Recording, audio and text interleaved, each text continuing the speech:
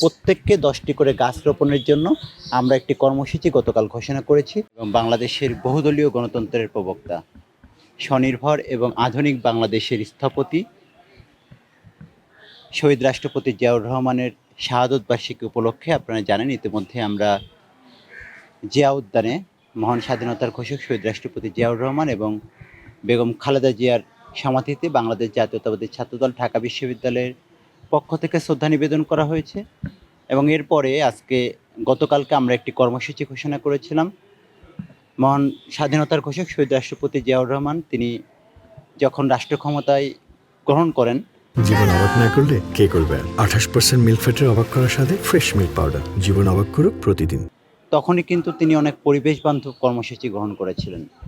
এবং একই সাথে তার সুযোগ্য পুত্র গণপ্রজাতন্ত্রী বাংলাদেশ সরকারের মাননীয় প্রধানমন্ত্রী জনাব তারেক রহমান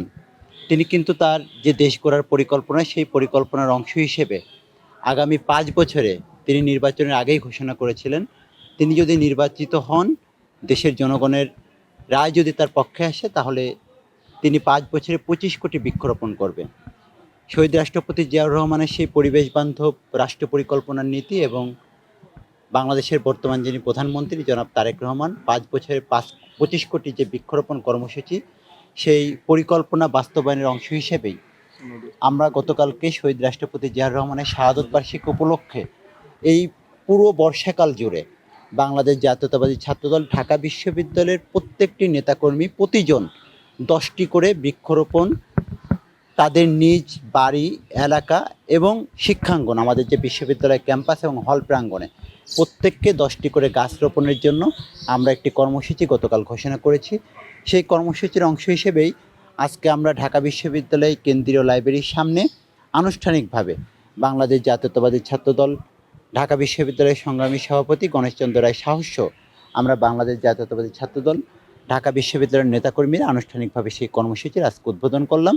এবং আমরা মনে করি এই কর্মসূচির মাধ্যমে একই সাথে যে পরিবেশ সংকট এবং আমরা যে জলবায়ু ও পরিবেশ সংকট, যে সংকটের কারণে আমাদের যে আবহাওয়ার যে পরিবর্তন ঘটছে, আমরা মনে করি যে আমরা যদি 5 বছরে সত্যিকার অর্থে 25 কোটি বৃক্ষরোপণ কর্মসূচি করতে পারি, তাহলে এই পরিবেশ সংকট এবং জলবায়ু পরিবর্তনের থেকে আমরা বাংলাদেশকে রক্ষা করতে পারবো এবং একই সাথে বিশ্ব জলবায়ুর যে পরিবর্তন ঘটছে সেটিকে আমরা রোধ করতে পারবো।